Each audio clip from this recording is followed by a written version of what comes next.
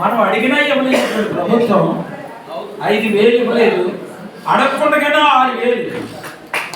చెప్పాలంటే ఈరోజు మంచానికి పరిమితమైనటువంటి వికలాంగులకి 15,000 కూడా ఇస్తూ ఉన్నారు. ఎందుకంటే సందర్భంగా అయితే పండుగ చేసుకోవాలి. అసలు పండుగ అంటే ఏంటి తెచ్చా? దీపావళి ఎందుకు చేస్తారు తెచ్చా? ఎవరు మాట్లాడచ్చా నీకు? మీరే ఒకసారి దీపావళి ఎందుకు చేస్తారు నువ్వు ఒకసారి చెప్పు. నీకు తెలియదు అట్లా దీపావళి ఎందుకు చేస్తారో తెలుసండి? ఆనాడు ప్రజల్ని బాధన పెట్టేవాడు తాటికైన ఒక మనిషి, ఒక రాక్షసి. అయితే చాలా మంది అతను జయించలేకపోయేది. రాముడు గారు వచ్చి దాన్ని చంపాడు. చంపిన తర్వాత ప్రజలకు ఏమొచ్చింది? ఒక స్వేచ్ఛ వచ్చింది. ఆడు చచ్చిపోయాడు శత్రువు అని అది ఒక ఆ మరుసటి రోజు పండగ చేసుకున్నారు. దీపావళి అవుట్లు వెలిగించుకోవడం, దీపాలు వెలిగించుకోవడం, కక్కల మొక్కలు తినుకొని ఒక పెద్ద పండుగ చేసుకున్నారు. మన భారతదేశానికి బ్రిటిష్ వారు పరిపాలన చేసినప్పుడు చాలా మంది బానిసలుగా ఉన్నామనుకున్నారు. ఆ తర్వాత మన భారతదేశ నాయకులు వీళ్ళందరూ కూడా పాటలు పడి స్వాతంత్రం తెచ్చారు. పూర్తి స్వాతంత్రం ఎప్పుడు వచ్చిందంటే జనవరి 26 రిపబ్లిక్ డే. అప్పుడు మనకి స్వాతంత్రం పూర్తిగా మీ రాజ్యాన్ని మీరే పరిపాలించుకోవాలి. అదే పండుగ స్వాతంత్ర దినోత్సవం. సో వికలాంగుల దినోత్సవం ఎందుకు చేసుకున్నా చెప్పండి? వికలాంగులకి ఏ నాయకులు వచ్చినా సరే సంపూర్ణంగా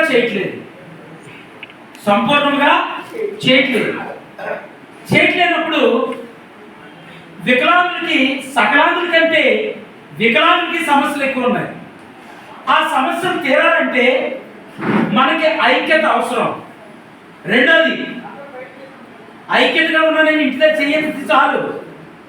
ఈ 6,000 రావడానికి ఈ 5,000 పెన్షన్, 6,000 పెన్షన్, 4,000 పెన్షన్ వృద్ధులకు రావడానికి మేము 1,50,000 మందితో పోరాటం నుంచి కూడా ధర్నా చేస్తూ ఉన్నాం. మా హక్కులను సాధిస్తున్నాం.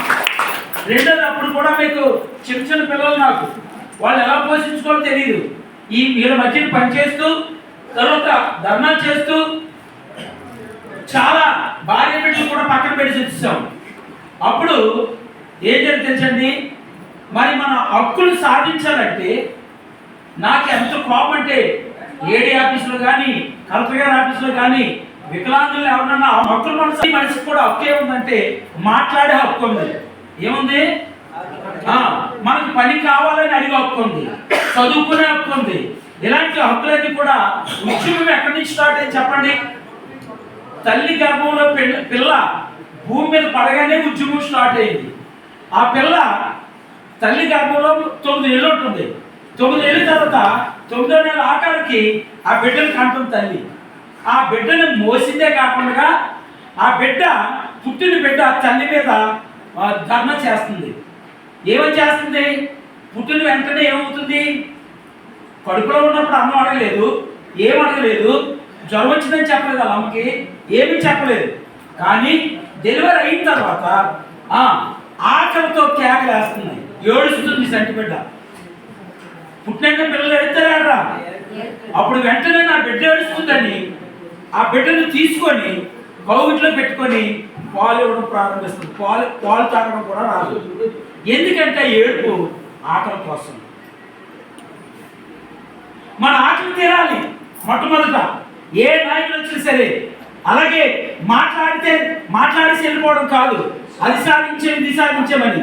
కాబట్టి మనము ఒక వ్యక్తికి అవసరమైనప్పుడు వాడు అవసరం తీరే వరకు కూడా సపోర్ట్గా ఉండాలి.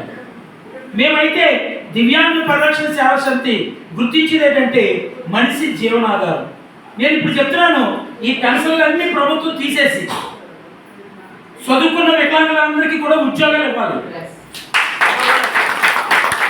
తర్వాత జ్ఞానం ఉన్న వాడికి వ్యాపారాలు పెట్టాలి. 5 లక్షలు కాదు, 10 లక్షలు. అబ్బాయి, ఇది పరిస్థితి. ఎందుకంటే నాయకులు అనేవాడు ఓట్ల కోసమో ఇలా బడ్జెట్ పెట్టుకొని పోతారు. ఈరోజు తెలుగుదేశం 6,000 ఇస్తుంది, రేపు ఇంకో దేశం వస్తుంది, అప్పుడు ఆడేం చేస్తుంది 7,000 ఇస్తాను అంటారు. ఆడు ఇంకొకటి వస్తాడు. ఇలాగా ప్రతి 5 సంవత్సరాలకు ఒకసారి మన పెన్షన్లు పెరుగుతాయి అని ధీమాతో ఉండిపోతున్నాం. మనం ఇంట్లోనే ఉండిపోతున్నాం. మనకి ఏది అవసరమో సాధించలేకపోతున్నాం. ఒక వికలాంగుడికి ఇల్లు అవసరము, అంచనీ కార్డు అవసరము, తర్వాత ఎప్పుడు చూసినా నాకు బస్ కావాలి, ట్రైన్ పాస్. ఎక్కడికి వెళ్తారు మీరు? ఈ పాస్లను తీసుకొని మన జీవనాధారం అడగాలి ప్రభుత్వాన్ని, మన వ్యాపారం గురించి అడగాలి, మన చదువు కోసం అడగాలి. తర్వాత ఒక ఊర్లో ఇక్కడ ఈ కెలలోనట 150 మంది ఉన్నారట వికలాంగులు, ఇంకో చోటేమో 100 మంది ఉన్నారు. మీ మండలంలో వికలాంగులందరూ కూడా కలిసి మాట్లాడుకోవడానికి ప్రతి నెల ఒకసారి లేకపోతే 3 నెలలకు ఒకసారి కూర్చొని మాట్లాడుకోవడానికి ఒక విలువైంది కమిటీ హాల్ అడగండి. మన మండలంలో వికలాంగులందరూ కూడా ఎమ్మెల్యేతో మాట్లాడాలి. మన మండలంతా కూడా అన్ని మండలాల నాయకులు కూర్చోడానికి జిల్లాలో కమిటీ హాల్ అడగాలి. ఎప్పుడు కూడా తాత్కాలం ఈ రోజు పడుతుందా లేదా, వెళ్ళిపోయామా, చేయగలుగుతామా, వెళ్ళిపోయినా మనసు ఎక్కేసామా లేదా, ఇది కాదు మనకు కావాల్సింది. ఎప్పుడు తిండి కోసం కాదు మనకు కావాల్సింది. మనము ఒక పని సాధించమంటే మనం చచ్చిపోయినా సరే తరతరాలు నిలిచిపోవాలి, తరతరాలు నిలిచిపోవాలి. మేము ఎప్పుడైతే పోలీస్ స్టేషన్కి ఏదైనా వికలాంగ సమస్య వస్తే ఎస్సీ గారితో మాట్లాడతాం. ముందు ఎస్సీ గారు తర్వాత ఇప్పుడు 1,00,000 రూపాయలు ఇస్తున్నారు. 1,50,000 వాళ్ళు 2-3 లక్షలు ఇవ్వాలి మ్యారేజ్ చేసుకుంటే. కాబట్టి వారు వికలాంగులై కాళ్ళు అంటే చొట్టవి, కళ్ళు అంటే గుడ్డి, కానీ కోరికలు మాత్రం గుడ్డివి చొట్టవి కాదు. ప్రతి మనిషికి కోరిక ఉంది. ఆ కోరికలు సాధించాలంటే మనమందరం కూడా ఐక్యతగా ఉండాలి. ఐక్యతగా ఉండాలంటే మీరందరూ దివ్యాంగుల పరిరక్షణ సేవా సమితిలో మెంబర్షిప్ తీసుకోవాలి. మెంబర్షిప్ తీసుకోవాలంటే మీకు ఒక బిల్ బుక్ తయారైంది. జిల్లా లెవెల్లో మెంబర్షిప్ కాంట్రిబ్యూషన్ జరుగుతుంది, 100 రూపాయలు మాత్రమే. ఎందుకంటే మీ సంఖ్య ఎంత ఉందో మాకు బలం వస్తుందన్నమాట. సంఖ్య పూర్తి కావాలి. ఏ ఊళ్ళో ఎంతమంది ఉన్నారు, చివరికి మెంబర్షిప్ వెళ్ళబోతానికి స్ట్రెంత్ కనబడట్లేదు. మా ఊళ్ళో ఎంతమంది ఉన్నారండి, మా మండలంలో ఎంతమంది ఉన్నారండి అని చెప్తున్నారు. వీళ్ళందరినీ కూడా మన స్ట్రెంత్ బలం తెచ్చుకోవాలి. బలవంతమైన సర్పంబు సరిసీమల చేత చిక్కి సావదేరా సుమతి. ఎందుకు సావదు? 100 సేవలు ఏకమై ఒక్క పాము చంపేస్తాయి. కాబట్టి మనము బలహీనమే. మనం అందరం మీ దగ్గర కొంత బలం ఉండొచ్చు, నా దగ్గర కొంత బలం ఉంది, నీ దగ్గర కొంత బలం ఉంది. మనం అందరం ఏకమైతే ఒక కొబ్బరి చెట్టుని తిరగేసేస్తాం. అదేదో ఒరే ఇప్పుడు వచ్చే కదా చెట్టుతో లాగే, దాని పేరు ఏమంటారు, జేసీపీ రాకర్లేదు. మన ఊర్లో వికలాంగులు అందరూ వెళ్ళి ప్రెసిడెంట్ గారి దగ్గరికి వెళ్ళి మేము ఓటు వేసి గెలిపించుకున్నాం, ప్రెసిడెంట్ గారు అందరికీ చేస్తారు, మాకెందుకు చేయరు?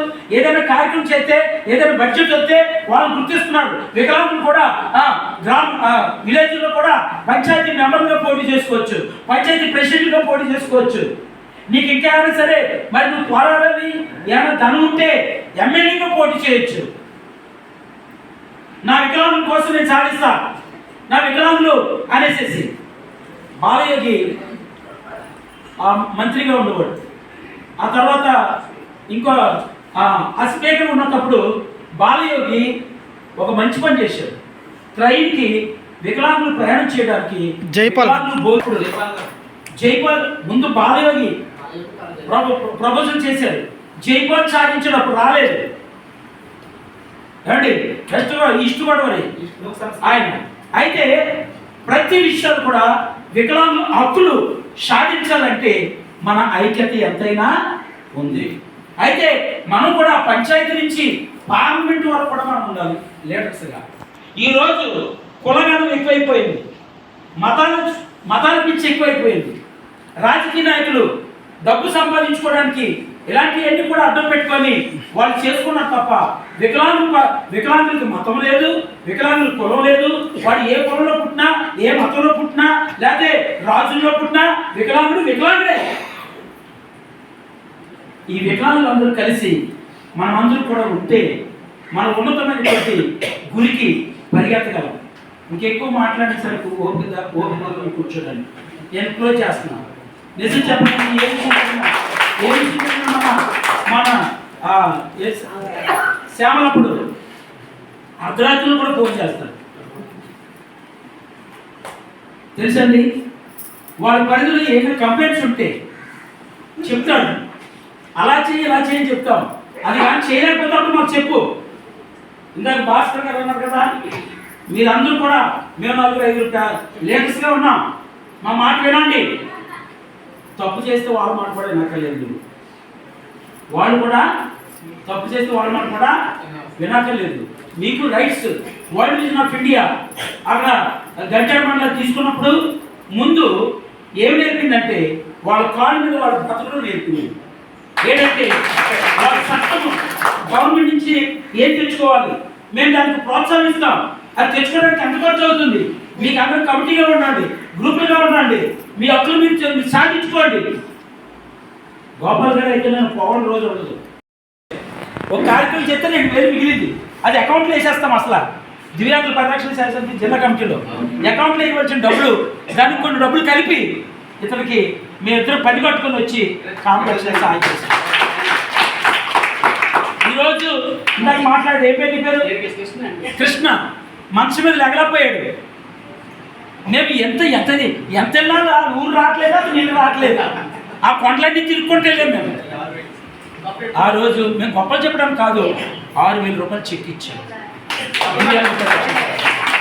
ఎందుకంటే కొంతమందికి ఆ బ్రతుకుతామంటే పెడుతున్నాం, ఆకలితో ఉంటే వాళ్ళని ఆదరిస్తున్నాం.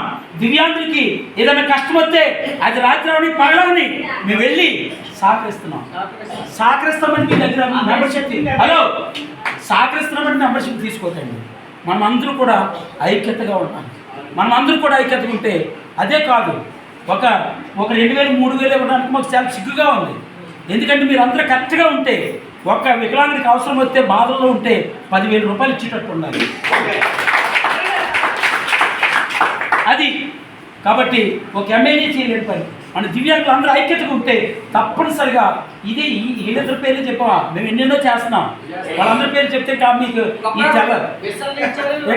అయితే ఇవన్నీ కూడా కాబట్టి ప్రతి విషయాల్లో మిషన్లో సార్కి అన్నీ తెలిసి మేము జెన్యున్గా అమ్మ సేవ సొసైటీ అని ఒక సొసైటీ ఉంటే వాళ్ళు మా దగ్గరకు వచ్చారు, మీటింగ్ పెట్టారు. వికలాంగులకి ఏదైనా ఇద్దాము సాయం చేద్దాం అన్నారు. ఒక 2,000 3,000 అలాగొద్దు, వాళ్ళకి సలహా ఇచ్చాను. ఒక వికలాంగుడికి అలాగిస్తే ఎప్పుడు ఖర్చు అయిపోతాయి. మందు దగ్గర మందు తాగేస్తాడు, మాసం మాసం తినేస్తాడు, ఏడే ఆ 2 రోజులకి అయిపోతాయి. ఆ 3 రోజులు ఆయన మర్చిపోతాడు సాయం చేసినాడు. నేను ఒక మాట చెప్పాను, ఒక్కొక్క వికలాంగుడికి 2 మేకలు ఉన్నాను, ఒక ఆడమేక ఒక పోతు మేక. దానికంటే ముందు ఈ సారు ఆఫీసులో పనిచేసేవారు, వాళ్ళని మేము ఒకేసారి 200 మంది వికలాంగులకి 4 మేకలు ఇప్పించాం. 4 మేకలు 20,000 రూపాయలు బడ్జెట్, 25,000-30,000 బడ్జెట్ 4 మేకలకి. అవి ఎక్కడి నుంచో వచ్చింది. ఇలాంటి మేము గొప్పలు వస్తాయని చెప్పట్లేదు, కానీ మా మండలంలో అయితే నాకు మంచి పేరు ఉంది. నేను మండలంలో ఏ ఎలక్షన్ నిలబడినా ఓట్లు పడతాయి, కొన్ని కాదు, నేను గెలవకపోయినా కొన్ని ఓట్లు పడతాయి నాకు, మా వికలాంగుల ఓట్లు. ఇలా పిలిస్తే చాలు వచ్చేస్తారు. 50 మంది మీటింగ్ పెడితే 70 మంది వచ్చేసారు. నిన్న వాళ్ళందరినీ భోజనం అయితే సొంతగా పెట్టాం, కానీ మరి నేను వచ్చిన వాళ్ళందరికీ ఉచితంగా పంపించలేక మరి వాళ్ళకి బెడ్షీట్లు కూడా ఇచ్చి పంపించాం. చలికాలం దుప్పట్లు కప్పుకుంటాను. కాబట్టి ఇలాంటి కార్యక్రమం పెట్టినప్పుడు మీరు కూడా పేదవారు ఎవరైనా ఉంటే అది కమిటీకి తెలియపరిస్తే, అది కమిటీ దివ్యాంగుల పరిరక్షణ సేవ సమితి కమిటీ నుంచి కనీసం అందరికీ వెళ్ళకపోయినా కొంతమంది పేదోళ్ళకైనా సహకారము అందిస్తాను. ఇలా ఉచ్చేతో కూడా మాకు ఇష్టం లేదు, కాబట్టి ఏదో ఒక సహాయం అందించడానికి మేము సిద్ధంగా ఉన్నాం. కాబట్టి